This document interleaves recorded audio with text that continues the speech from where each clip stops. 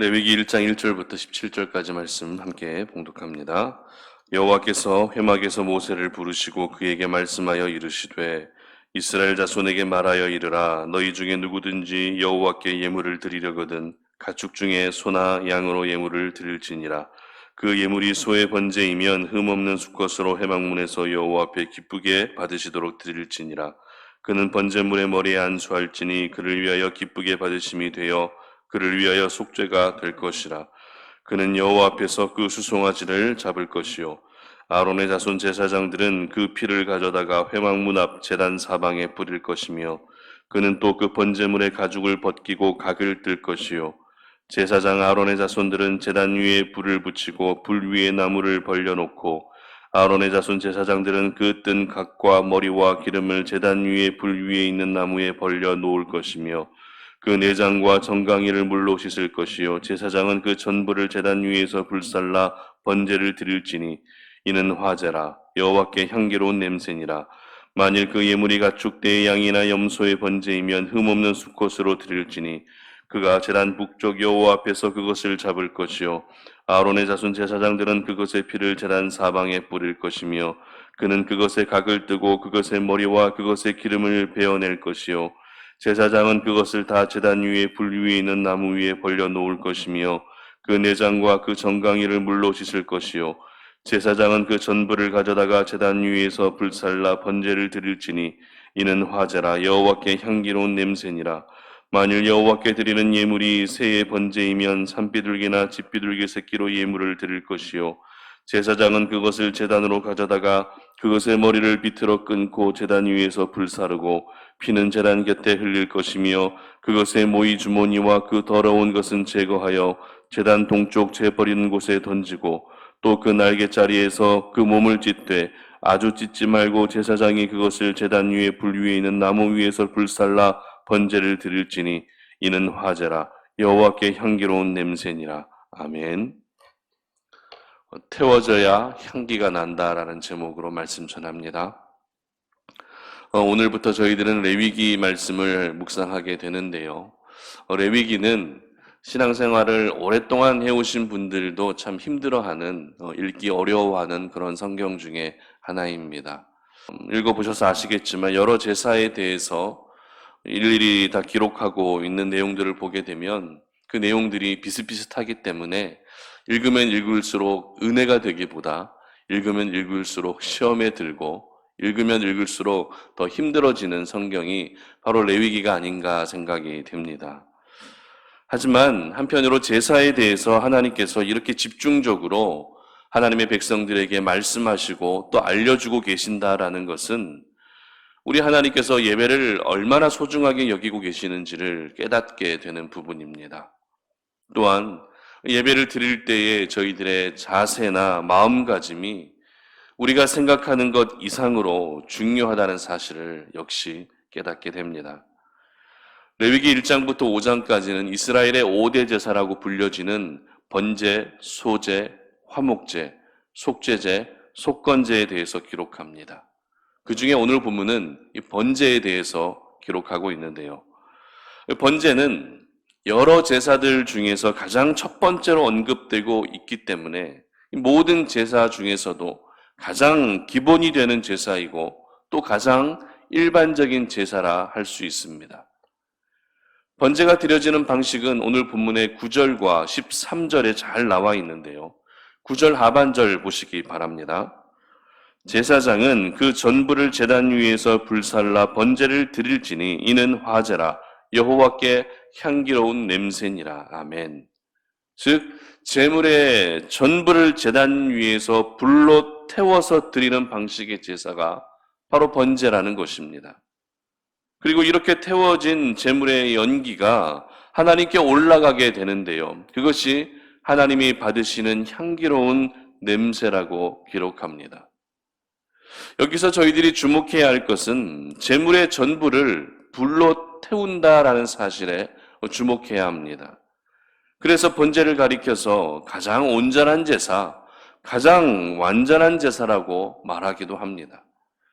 그렇기 때문에 우리가 하나님을 예배할 때 그 예배가 하나님이 받으시는 온전한 예배가 되어지고 하나님이 받으시는 가장 완전한 예배가 되기 위해서는 우리 자신을 모두 하나님께 드릴 수 있어야 된다는 것이죠. 나의 시간을 드려야 되고요. 나의 마음을 드려야 됩니다. 그리고 나의 생각까지도 드려야 되는 것입니다. 그리고 찬양을 드립니다. 기도를 드립니다. 그리고 물질도 함께 드립니다. 그리고 나의 고민과 아픔과 상처까지도 하나님께 모두 드리면서 그렇게 나아갈 때 그 예배가 가장 온전한 예배가 되어진다는 것입니다. 그래서 예배를 가리켜 드립니다. 예배는 드립니다라고 말하는 것입니다. 물론 예배를 드리게 되면 은혜를 받기도 합니다. 그러나 결코 예배를 내가 무언가를 받는 자리로만 인식해서는 안 되는 것이죠.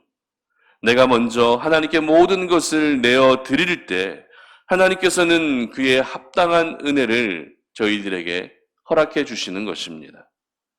특별히 번제를 드릴 때 이 번제를 하나님이 받아주셨는지 받아주지 않으셨는지를 알 수 있는 방법이 무엇입니까?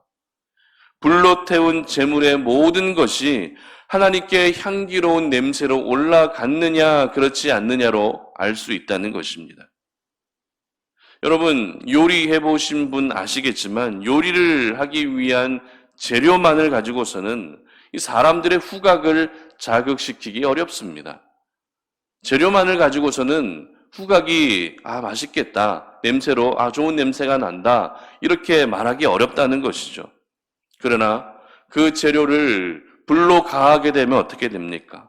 불로 가열하게 되면 재료는 익어가게 되고 사람들의 후각을 충분히 자극시키게 되는 것입니다.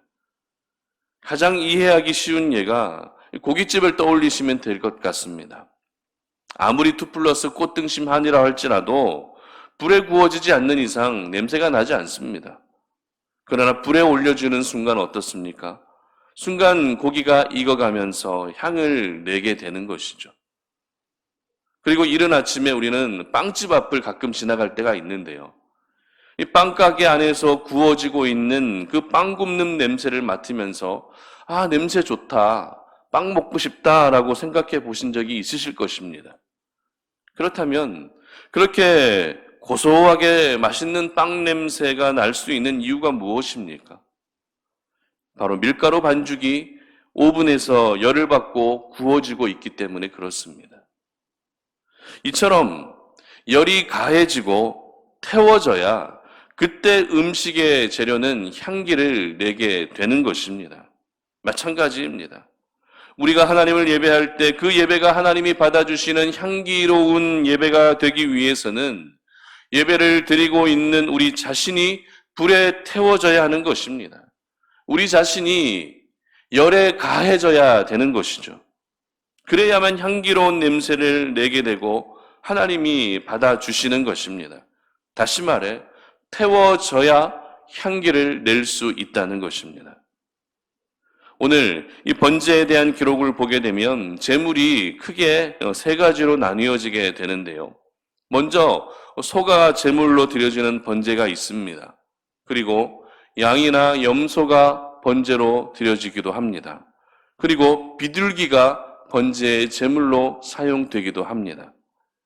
이 번제라고 하는 제사를 소개하고 있지만 번제를 드려질 때 이렇게 번제가 드려질 때 제물을 3가지로 분류하고 있다는 것은 제사를 드리는 사람들의 형편에 따라서 제물은 얼마든지 바뀔 수 있다는 것을 저희들에게 알려주고 있는 것입니다. 이것을 통해 저희들이 알게 되는 것은 하나님께 예배할 때 어떤 제물을 드리느냐가 중요한 것이 아니라는 것입니다. 하나님께는 제물이 중요한 것이 아니라 그 제물이 온전히 태워져서 향기로운 냄새가 나고 있느냐 하는 것이 더 중요하다는 것입니다.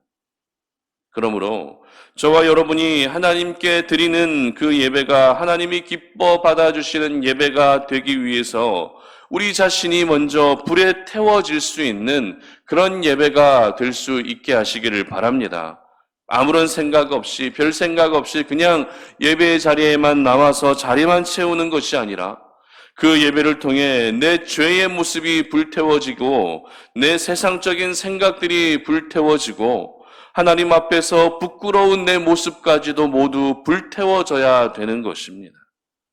어떤 예배라 할지라도 그 예배의 현장에 내가 자리하고 있다면 누가 제물입니까? 나 자신이 제물이 되는 것입니다.